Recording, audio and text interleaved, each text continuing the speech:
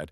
But we happen to have somebody from South Carolina State Representative Adam Morgan. He is with the Freedom Caucus there. He's actually the chairman, and we appreciate you coming on.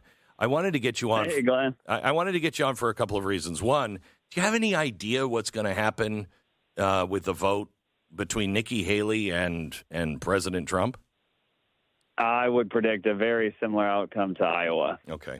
I don't know that there's too much difference with our values. I think people here are very pro-Trump. In my area, there's a lot of people that like DeSantis too. I'm not seeing much action or movement for Nikki at all.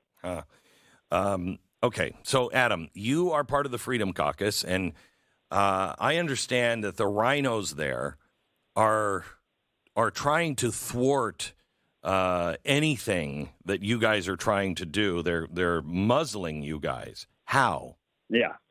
Well, you actually had me on the program several months ago when they kicked us out of Republican caucus over that loyalty pledge. They said we couldn't share pictures of the public voting board with constituents because it made other Republicans look bad. They said we couldn't endorse or campaign against other members, even if they did something illegal or immoral. Now, here we are months later, and one of the chairmen, a Republican, gets busted for telling lobbyists, give me campaign cash and I will move your bills out of committee. And he's currently being investigated and it's been referred to a prosecutor. He is still in House leadership. And no one that signed that pledge can call him out because they signed a crony, unprecedented pledge, but they kicked us out for not signing it. Well, then, just last week, they decide that since they can't silence us by kicking us out of their caucus, their closed-door caucus meetings, they're going to change House rules to make it so that we can't offer amendments on the floor. Now, yesterday we took up the Help Not Harm bill, which is a bill that prohibits transgender surgeries on minors. And during that debate, they didn't have criminal penalties for physicians that do this. They didn't have reporting requirements for parents, for kids at school when they're transitioning and the parents aren't aware. All of our Freedom Caucus members, we offered a bunch of those amendments up and made them take hard votes. They actually voted down criminal penalties, and then Riley Gaines jumps in on Twitter and blasts them all and says they all need to be primaried. Well, they do a 180. They pull an amendment, and it passes strong, makes it a felony, all because of the Freedom Caucus amendments and because of the information to the public. Well, they want to change House rules now that we can't offer amendments. Literally, a playbook, like straight out of the Nancy Pelosi playbook. They're going to remove the ability to make motions on the floor, and they're going to make it so that the majority leader and minority leader get to hand pick which amendments get heard on bills like Help Not Harm, Save Women's Sports, constitutional carry, whatever it is. I mean, so it is literally a full court press to silence and marginalize conservative members who will not go along to get along, won't sign their pledges, won't fall in line and accept weak, watered-down token bills. We're just done with that. There's so many, I believe, so many conservatives across the country who are recently elected who are we're sick of the same old, same old. Like, we're going to fight. We're going to stand up. We're going to make them take hard votes. And when we do, we win. So what is – wow. I mean, you guys have a constitution, don't you? Yeah, right. Yeah. We do. The thing is they can set House rules. So thankfully, we actually got it beat last week. A lot of grassroots got focused on this. They heard about these rules and started calling their legislators, which I once again will urge anyone listening, if you're in the state of South Carolina right now, go to South Carolina House of Representatives, find your legislator, and email them or call them and tell them, do not pass Nancy Pelosi rules that restrict the conservatives' ability to legislate. You've got to do it, because really what I've learned in my time in office, the only way we really win is if the people are behind us. But you have to have legislators who are willing to stand and make the fight and inform the public, and then you got to have the public actually pressuring the rest of the body to do what's right. And so that's what we're doing. We're focused on that. We amend legislation at every turn, and we've been so effective. The assistant majority leader, a Republican, this week went to a lobbyist special interest group on stage and urged them. They said, you've got to donate and recruit candidates against Freedom Caucus Republicans and get them out. They're crazy. They're too conservative. You need to help us get rid of these people. This is a Republican leader. And they spent $700,000 in attack ads in less than a year on my 17 members. So, wow. I mean, they're doing everything they can to stamp out the conservative movement in South Carolina. And yet we keep winning. And like I said, the way we're doing it is because of the people. And so we've got to get this information out there. That's why I'm so grateful for you and people like you who have these platforms that can help inform people and let them know about what's going on.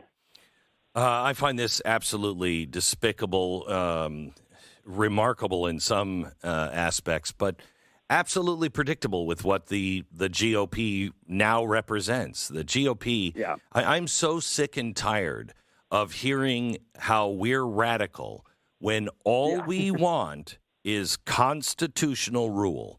That's all we want. We'll live with the vote of the people as long as it's fair. We'll live with the vote of the people. We'll live with the process. You know, you take a vote, you disagree.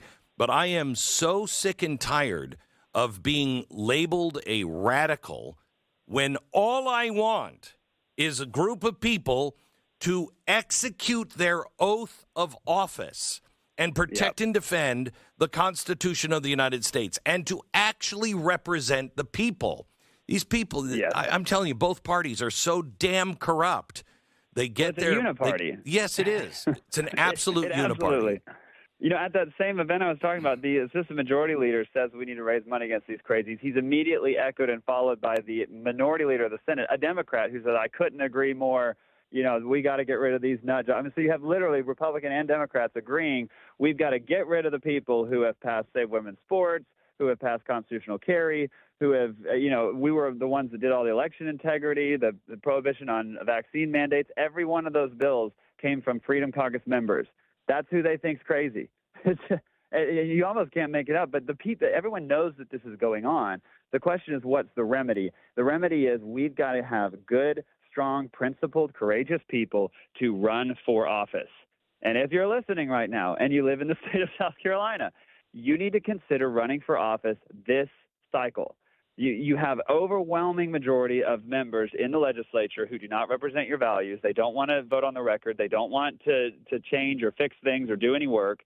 And we've got to have a better quality of candidate. It's one of the reasons I'm running for Congress. I think that the same thing is needed there. We need conservatives to run at all levels, the county, the state, the federal, people who will go in and not just be all talk, not just, smile and say, oh, yeah, I'm a Republican. And they actually say, you know what? I know what my principles and values are. I know what my constituents want. I'm going to use the office that I have to implement my worldview, the principles I hold dear, the constitutional principles that I know are rooted in truth, and I'm going to implement them in the world around me and defend what I hold dear. And we've done that. We've shut down a pediatric transgender clinic here in South Carolina. We sued school districts that were blatantly teaching CRT when no one would do anything about it. My caucus sued, and we won both cases, and it's out of the schools.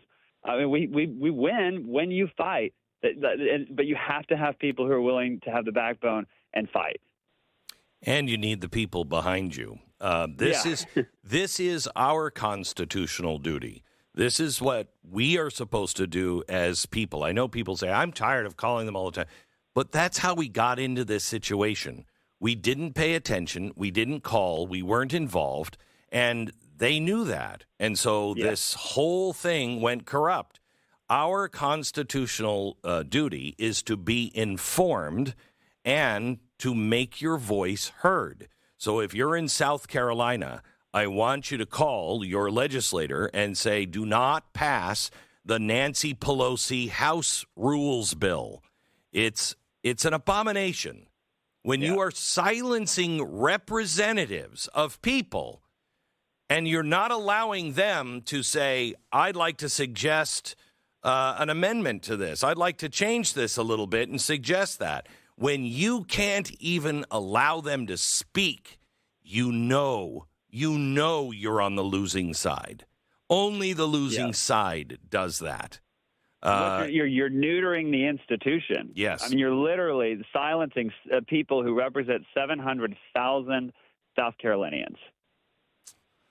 Amazing. Thank you so much. I appreciate it.